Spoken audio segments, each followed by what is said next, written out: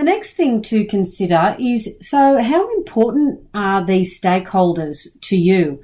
Are they high, medium and low? And this just gives you some sort of prioritization, actually, of identifying who your key stakeholders are and who your perhaps less important stakeholders are, which then leads you to determine where you would put most of your time, energy and effort. And just on that note, Michelle, I was reading a book today called The Third Door, which I really recommend. And one of the quotes was from Warren Buffett, and it said, "Success," he added, "is a result of prioritizing your desires." Welcome to the People Leaders Podcast, the audio resource for managers and business leaders creating high-performing teams. Join leadership and team development experts Jan and Michelle Turkelson each week as they explore both subjects from every angle. Through practical tips, valuable insights, and compelling interviews with leadership experts around the world, you'll learn how to bring out the best in your staff and how to give your best as a leader. Good afternoon, Jan. Hi, Michelle. What are we going to talk about today?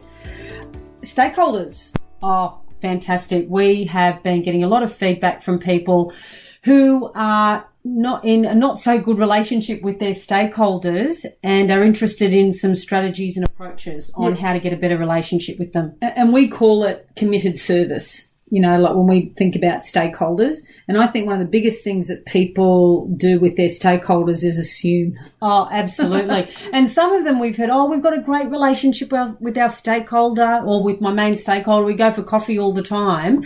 And that is their definition of a good relationship. However, not once have they actually asked that stakeholder, so if you had to rate my team's performance on whatever scale, timeliness or quality, what would you give us? They actually don't ever go there. And that's really where you need to go. You need to go into that because you might have a very good casual social relationship, but a really good relationship with your stakeholders requires you to get specific feedback. Yeah, absolutely. And to focus on areas of responsiveness, whether or not performance, reputation. There are a number of key, I suppose, specific areas that stakeholders find to be of value, especially when you ask them those specific questions. Okay. So who are stakeholders, Michelle? Because a lot of people have different definitions. Yeah. So the way that I tend to think about it is that it's any individual or group that has something to win or lose by you being successful or failing. And so it's almost like a symbiotic relationship that you being successful works for them and vice versa. By them being successful, your success. So listening to this podcast now, think about your current, program of work or a current project that you're working on and just start to brainstorm all of your possible stakeholders. And sometimes, get out of this usual, the first degree of separation, like the people that you're always interacting with on a day-to-day basis. How about their boss or their leader or even two up from them?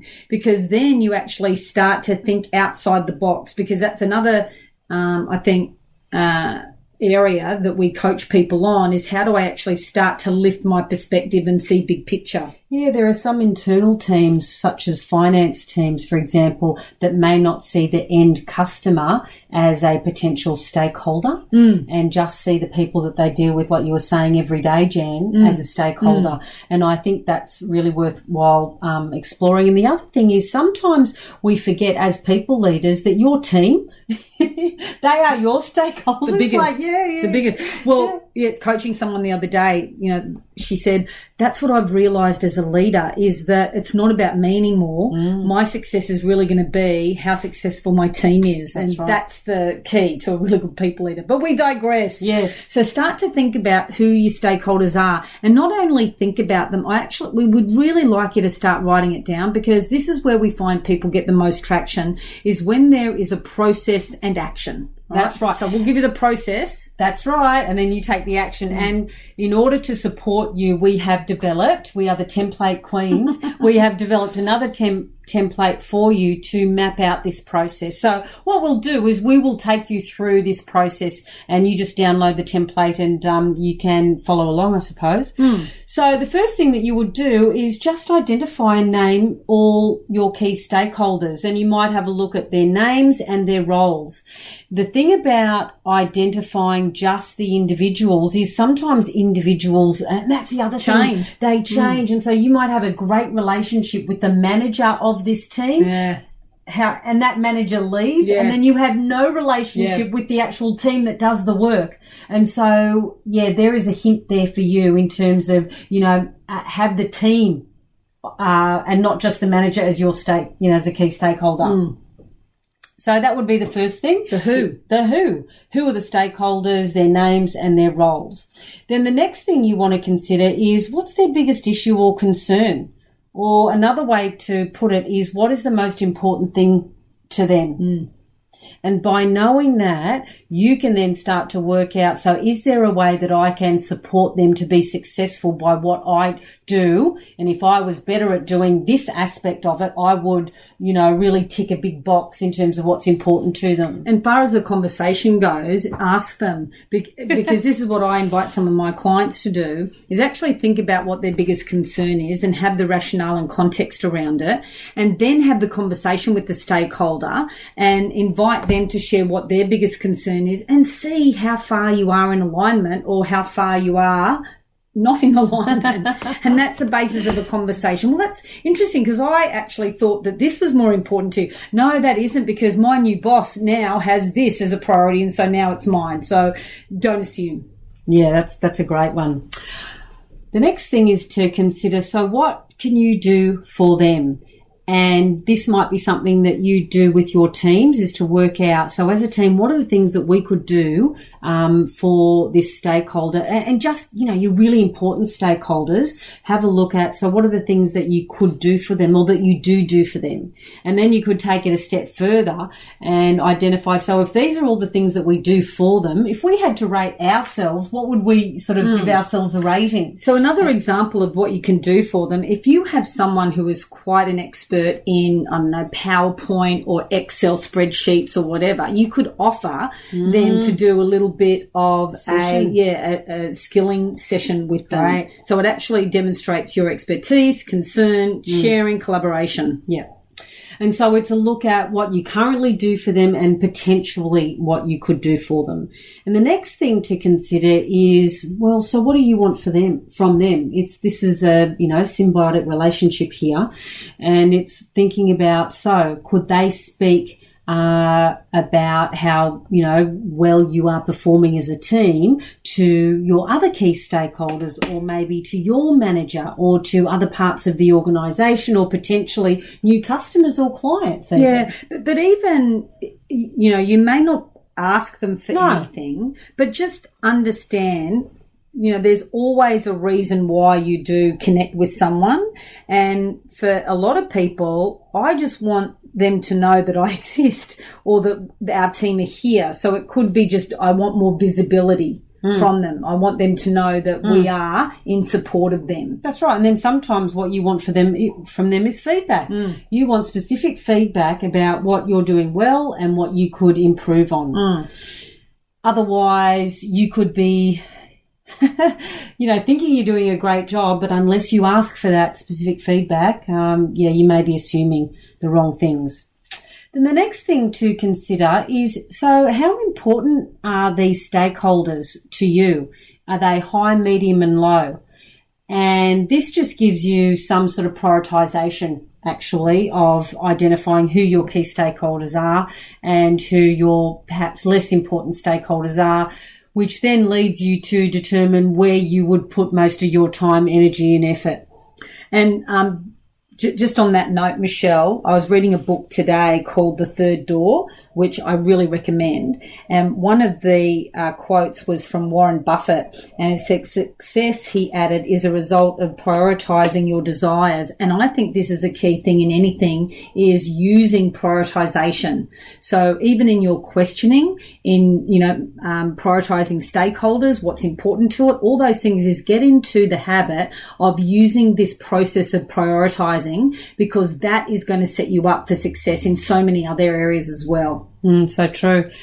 And okay, we've got another prioritizing question, and that is, how would you rate their current level of support for you and your team? Is it high, medium, and low?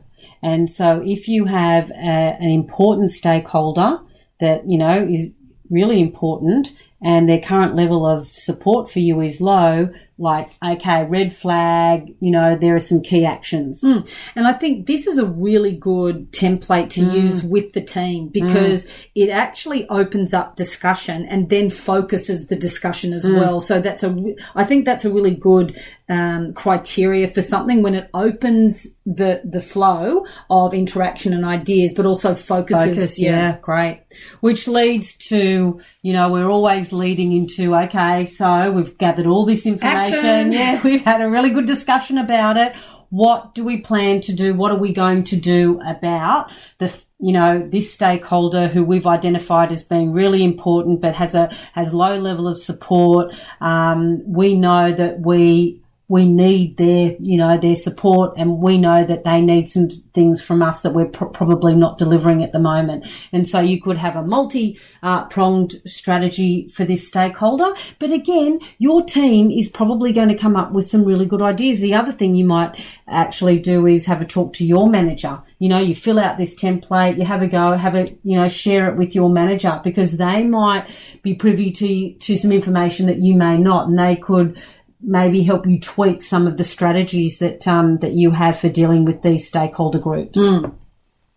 And sometimes, when we're doing these podcasts, we want to get into the mindset or the conversation that people are actually having at work.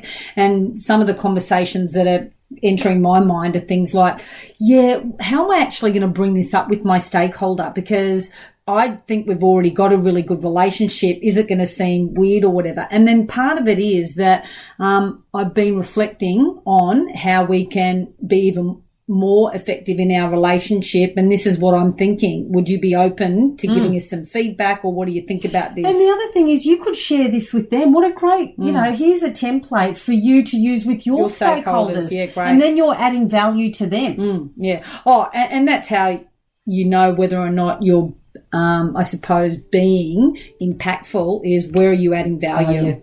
Yeah. Oh, and what a great place to end, Jan.